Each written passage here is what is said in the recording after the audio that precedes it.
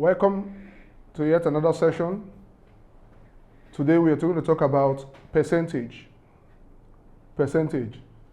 Over the years, this particular topic has been one that people have pondered about, especially when it comes to the financial aspect, the monetary aspect.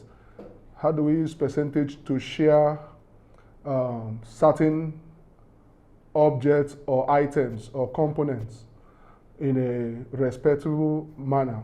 Previously, we learned about ratio and proportion. That means sharing an item in a particular ratio so it will go around a particular group of persons or things or individuals you want to share that particular item for. Another way to help you to do your sharing formulas very well, or the key way to help you to do your sharing formulas very well, is via percentage. And that's what we're going to talk about today. Let's dive right in. Now, what percentage is a little background on percentage. Percentage is a word that is coined out. In fact, it was actually brought in or used first by the French. Now, we know what per is. Per means out of, in a way, in a sense. Out of, per. Division is a division, something is a slash. So if I want to take something out of something, I call it per, or you can call it with respect to. So you're doing something with respect to. So that's per. Now, cent that's the French word for 100. It is used, or it is a French word for 100. It is used today by the Americans. We know they are about their dollar, but many of us may not be familiar with their coinage, which is the cent. They use the cent as their coinage, and in the cent, the highest rates for 1 cent to get for the cent to get to $1 is 100. That's why cent, the rate for cent is 100. Hence, when you bring these two words together and their fundamental meaning together, you get percent as out of 100. So out of is per, then cent is 100. In mathematics, percentages are used like fractions and decimals as ways of describing parts of a whole. When you're using percentages, the whole is considered to be made up of 100 equal parts. The symbol for percentage is this.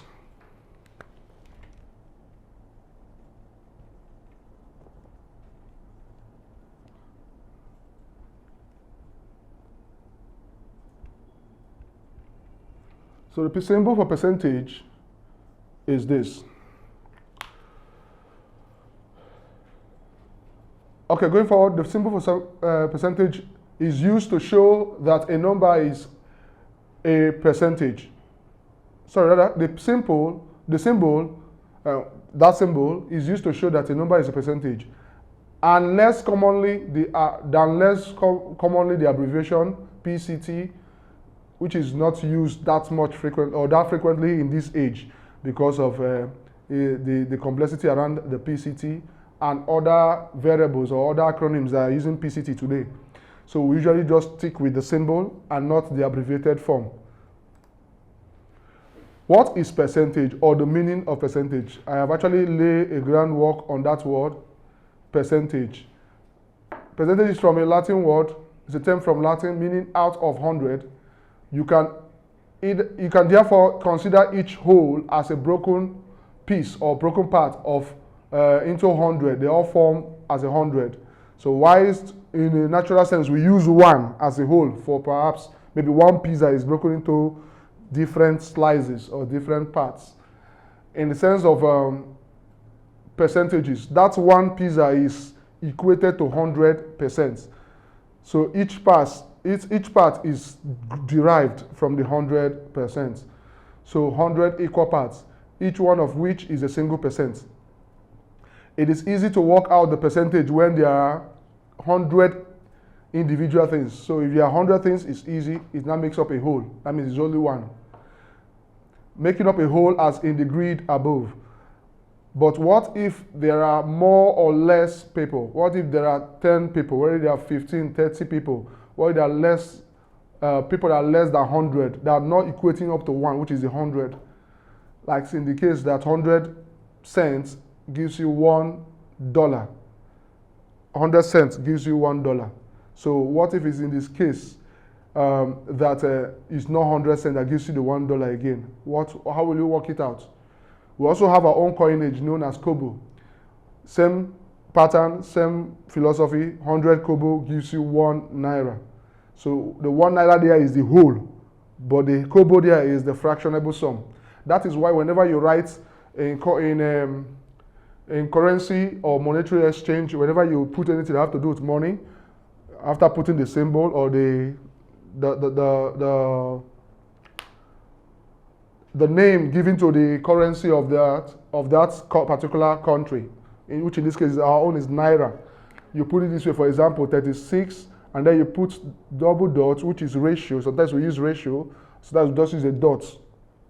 60. It's telling you that this is a fractionable sum. This one here is the naira. Okay, this is the naira. Let me remove this. This is the actual naira, and this is the kobo. Now, this one is a whole number. This one is a fractionable number, as we learned when we were doing fraction and decimal. Hence why we say percentage is linked to fraction and also to decimal. Now, I initially said that the word was coined for France or from the French. I mean, I made a mistake in that one place. A due correction, please, it's from the Latins. It's from the Latins. Second check, I initially thought it was from France. So let's move on. Finding percentage. The general rule for finding a given percentage of a given whole is work out the value of 1%. Then multiply it by the percentage you need. Now, let me just explain further what I mean by 1%. Work out the modality for this. 1/100. Of course, you know that this part here is what makes up, is what makes up this.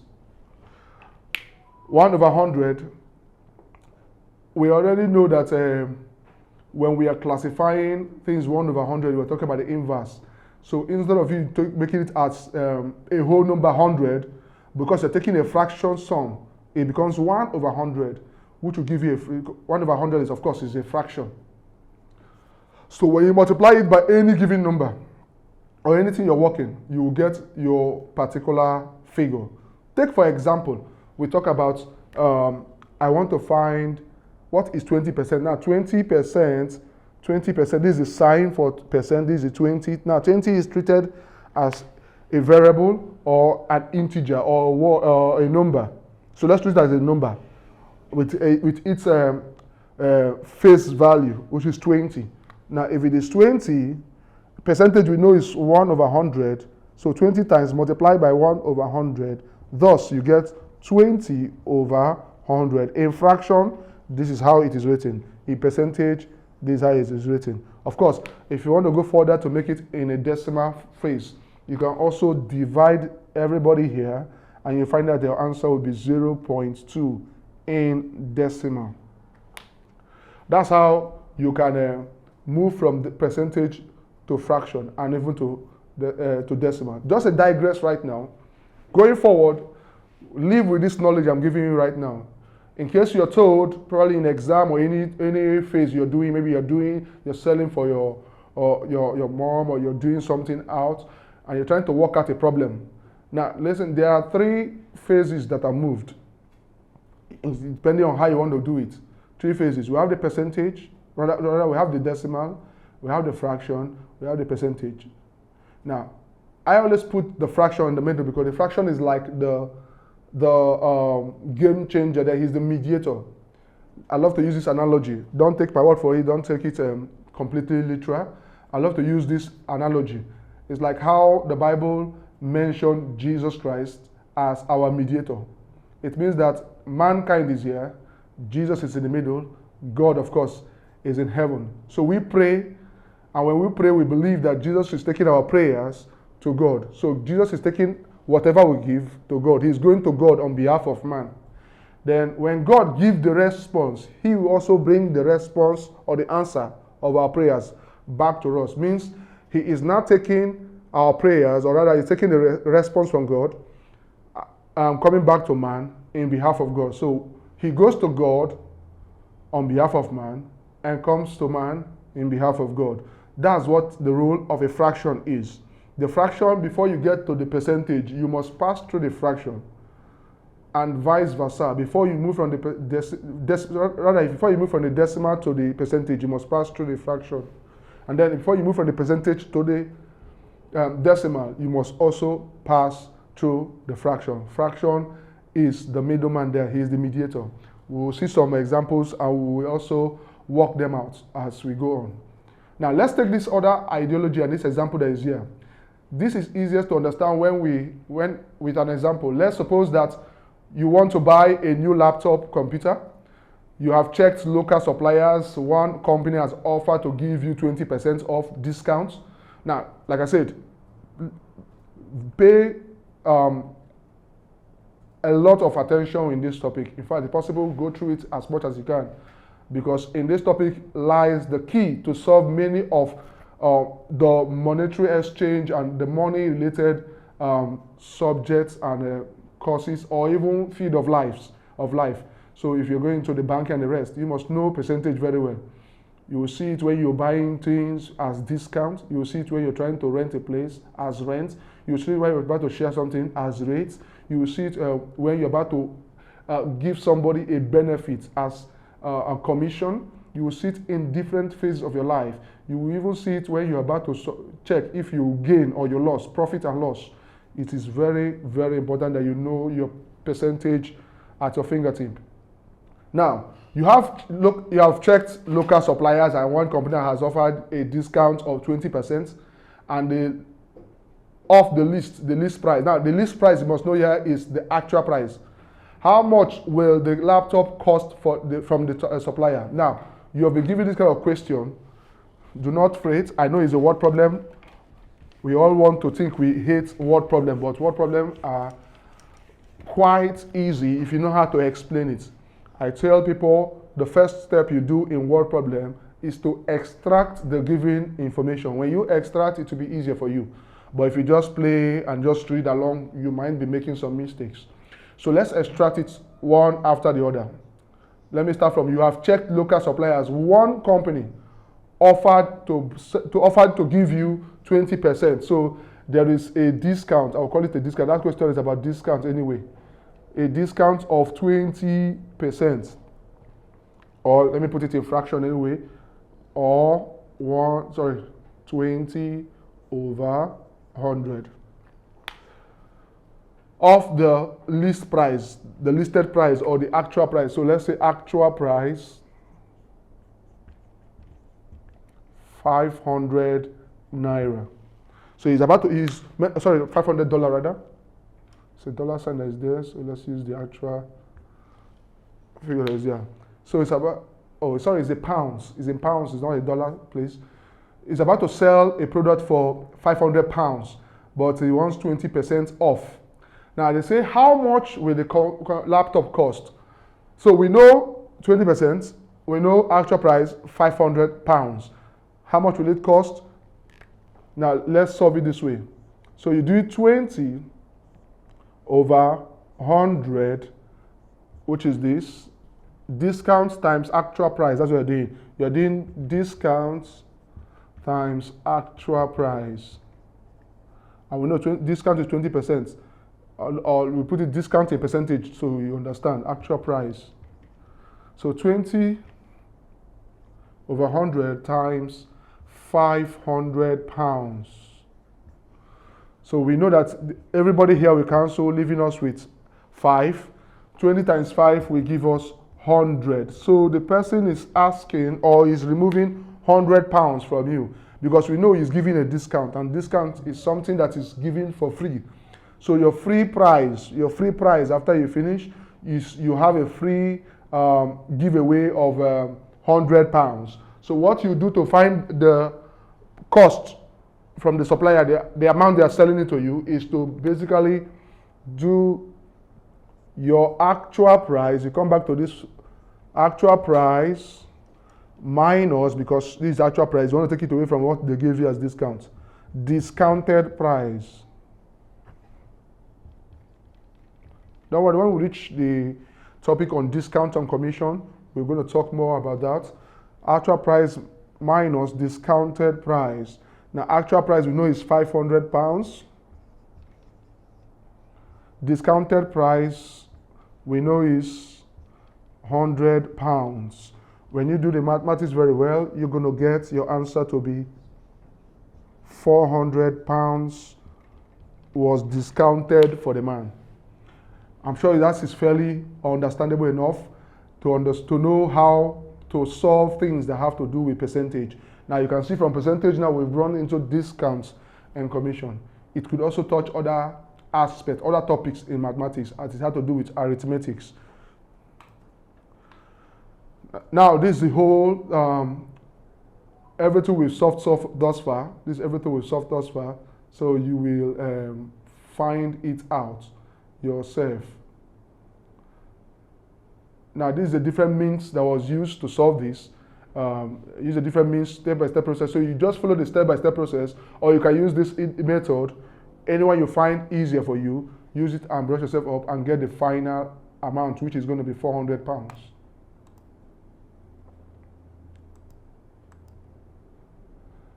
Now, other example we're giving is say George is promoted and gets a 5% pay rise. Now, that's what I'm talking about. Now, there's a pay rise, a benefit he gained. So it's more into the commission area.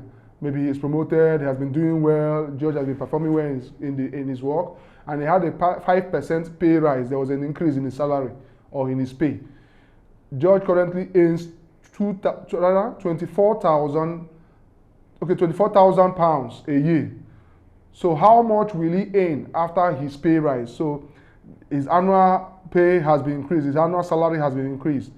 How much will he gain? Again, you can use the other method which was earlier taught to us, or you can also use this method. With this method, I will do it one more time again so we can see what George will earn at the end of the year after the pay rise, the increase in his salary. Now, first of all, like I said earlier on, the first thing you do is to extract the information, the main information from this complex English that was given to us. If you find the English to be discomforting, just extract the values so you know what to solve it. We know the pay rise will be is 5%. Pay rise, I call it pay rise, I can call it increase. 5% or 5/100. Now, George currently earns £24,000. So his current pay, £24,000. So they say, so how much will he earn after his pay rise? So they want to find a new pay rise. So, like I said, that was discount. Now is this more of commission and kind of a two-way subject together, discount and commission. Now let's go with this solution. So we will use his actual pay to multiply his pay rise. The figure we get, we add. In this case, there's a rise. In discount, there's a remover because somebody is helping you. In this case, there's a rise because somebody is paying you. So someone is taking from you and he's reducing the price for you. That means it's reduction. Thus, he's doing a subtraction. Meanwhile, in this one, someone is paying you, is giving to you. Thus, it is an addition, meaning there's a plus in it. There's a plus for you. So we will do the exact same method. You can either use the 24 current pay times the pay rise, or the pay rise times the current pay. There will be no difference in it. So pay rise times current pay. Or you can call it increase times salary. Anyone you feel like using is all about the nomenclature there. So you use 5/100 times his pay is actually £24,000. Now in this case, you've broken his pay down to a particular figure. By the time you reduce it, you get how much the pay rise is. Whatever you get in the pay rise, you add into his actual or his current pay, his current salary. Now we cancel the 0 here, we cancel the 0 here. These are fine numbers as I always call them. 0 cancel, it leaves us with 250 and 5. So we have 240 rather. 240 times 5 will give us 1,200. So we have his pay rise. Pay rise equal to 1,200. His new pay. The discount, the rates, let me call it the rates. The rate or the commission given to him is 1,200. The commission given extra to him is 1,200. Now we know about this. What we do next is to add this value with this one to get what is his actual pay right now. What is he going to be earning at the end of the year? So we do, 1,200 pounds. So you do current, okay, let me put this way, actual pay or new pay. Let me use new pay. It's equal to current pay, new salary or salary increase. Let me find a nice nomenclature to use. Salary increase equal to current pay plus commission, so plus pay rise plus pay rates. Let me call it pay rates or pay rise if you want to use that one. So you know the current pay is 24,000 pounds, and then the rate for his payment is 1,200 pounds. Therefore, his salary increase or his new salary or his new pay, whichever one you want to use, is 00252, 25,200. I'll put the pounds on top. 200 pounds. So that's his new pay. Now you found how or what judge will be taking as his new pay at the end of each year. So let's see more about percentage. Now, initially we talked about percentage being related or closely related to decimals and fractions. How you might be asking, how is it related? Now, I initially said we use the analogy of the mediator. Now, for you to go from percentage to decimal, you will need fraction. So it is impossible to get a fraction to decimal from percentage without fraction, but you can get to fraction from percentage without the need for decimal, because that's the actual conversion. So 1% is 1/100 of a whole. Now that's what it's all about. 1/100. That's 1% is. The English is there. 1%. 1 per the slash, the divide out of 1/100, 1%. So it's 1 out of 100. To write a percentage as a decimal, simply divide it by 100. So divide the 1 by 100. That's it. So you can write a percentage by that. So it must be written first as a fraction or converted to a fraction before you can get to decimal. The conversion from decimal to percentage is simply the reverse. Again, it's the reverse. But you must go through our good friend known as fraction. Now I use the word there, I say calculation. It's the reverse calculation. Multiply your decimal by 100. Now that's an easier way, but I will show you an easier way. Sorry, that's an easy way to do it, but I will show you an easier way. To write a percentage as a fraction, put the percentage value over a denominator of 100. No matter what question you're given to, no matter how elongated the denominators are, you cannot exceed 100 when you're dealing with percentage. Percentage in a simple term of definition is anything over 100, that's it. It must be over 100. Now we'll give some instances where you might be seeing some tricky questions.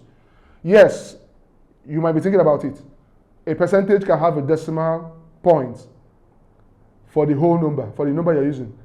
You must not remove everything, every decimal point for it to be normal. No, a percentage deals with also decimal points. So you can also have decimal fractions when it comes to percentage. So over a denominator of 100 and divide it down into its lowest possible form. So if you want to determine percentage as a fraction, you can make it over 100, then you break it down. If where necessary, you break it down to the lowest possible form, So let's see some instances where we need to convert from decimal to percentage, percentage to decimal, fraction to decimal, and percentage to fraction to percentage, and percentage to fraction, pardon me. So let's say you're given a question. First of all, let me do converting decimal to percentage. Now I will only use decimal and percentage. I will not do the fraction part because why? As we go on, you will still see the fraction because we must move. There must always be fraction. Even if I put decimal to fraction, somewhere in between there, somewhere in the middle between decimal and percentage is fraction. So even if I put decimal to percentage, somewhere there is fraction. Now, so we're converting decimal to percentage. And let's say we're giving a given figure of 0. Let's say we're giving number 1, 0.75. 0.75. Because in the presence of the point or the decimal point, we know it's a decimal fraction. So first things first, you must convert to fraction. I told you initially when we were dealing with a conversion of fraction to decimal and decimal to fraction, I told you how you count. Now let's try and eliminate the decimal point and make this in a fraction. So if I count 1, 2, I can put back my 75 all over. Definitely I know there will be 1 all over 1 because 1 is always a constant when it comes to division. Everything is always divided by 1 and multiplying by 1. Because anything times 1 is that same number. Anything divided by 1 is that same number. Now we have the 1. How many times did I count here? 1, 2. So I put 2, 0. 1, 2. I have represented this in as a fraction. This whole problem is now represented as a fraction. Then our final answer converting this to percentage becomes, because this is over 100, this is now 75 over 100. The over 100, the per 100 takes the position of the percentage. Hence, I'll just put my 75 back here. And since this thing is like saying 75 times 1 over 100, which is my percentage. So I'll just put my percentage back on the screen. Hope you understand the movement thus far. As we go on, you will still find some intricate way of doing this. Now, all right, now let's see another question, another example that is a bit complex, maybe has to do with higher numbers of values put together. Let's say we have a scenario, example 2, and we have a scenario where you're giving 1.875, and you're asked to convert to fraction. Please do not make the mistake of going beyond 100 as your denominator. So while you're counting, you're placing your zeros and your 1 along with your 1. You go from 10 to 100, like 10 times 10 times 10 times 10. Don't go, your work only ends at 10 times 10 or 100, 2 zeros. Don't go beyond. Even if the need to go beyond calls for it. Retrace your step and come back and end your answer at when the denominator is at 100. So let's go 1, we count at 1 and it becomes 18.75 over 10, because we've moved one. We move a second one, and it becomes 187.5 over 100. Now at this point, we have gotten to our 100, which is what we know as a percentage, or we know a percentage rather. So now our answer becomes 187.5%. As simple as that. Now going forward, let's see some. There are some questions, extra questions for us to do. They are given to 50% becomes 0.5, 20% becomes 0.2, 1% becomes 0.01, and so on. You can use this knowledge and solve any problem. Go through the examples that are done there. You will see the step-by-step process used in deriving all answers. Now, these are more examples for us.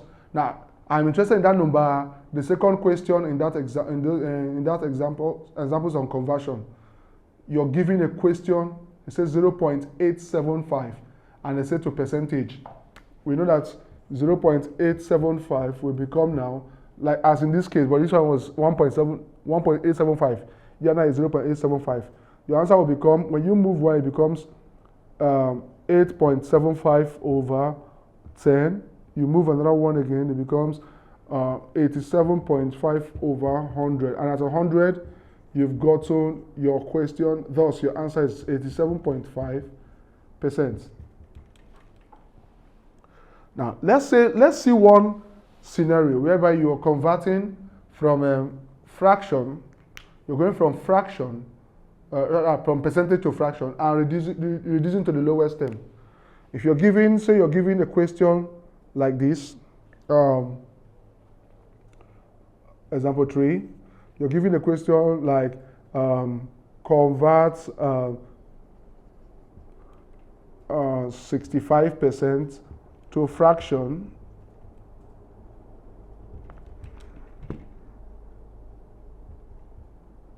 and reduce to lowest term. First off, what you do is to use your 65% and you convert to 65 over 100. This is your fraction now. Simple. Because we know your 65% is the same as 65 times 1 over 100, as we initially found out. Now this is 65 over 100. The next line is to reduce to the lowest term. 65 over 100. 5 into this will be 1, into 6 will be 1, remainder 1, into 15 will be 3, 5 into 10 will be 2, remainder 2, then 5 into 0 will be 0, thus your answer is 13 over 20. As simple as that. That's how you reduce to the lowest term. So when you get a number that breaking down to the lowest term is applicable, please, by all means, break it down, especially if you're in the exam and you're asked to divide or break the number down to the lowest term. Please look at the number. If it's possible to break down, break it to the lowest term. Don't leave your answer this way. It might just cost you some marks. All right, now let's see exercise for today, our homework assignment. We are asked to do 100 is what percentage of 300. So you're comparing 100 and 300. What is the percentage of 100 of 300? 100 when compared to 300. So it's like a bit of a ratio and ratio there. The next one is a fruit seller had some apples. So he sells 40% of the apples and still has 420 apples. Originally he had, how much did he have before he sold the 40%? How much in total, how much apples did he have in total before selling the 40%, which left him with 420? So I want to find that one. Then the next one, in an exam, Ashley scored 332 marks. If she secured 83% marks, find the maximum. What's the highest rate? What's the highest, what is her aspired end, where she's looking to get to the highest possible mark? Look for that highest possible mark. Then I said there are 50 students in a class. If 14% are absent on a particular day, find the number of pupils or students present in the class on that day.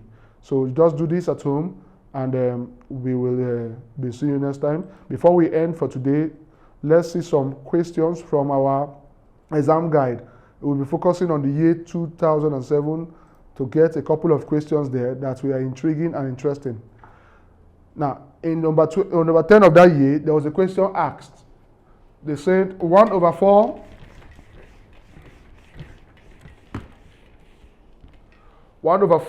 in percentage. Say express 1/4 in percentage. And we know there are a couple of ways you can do this.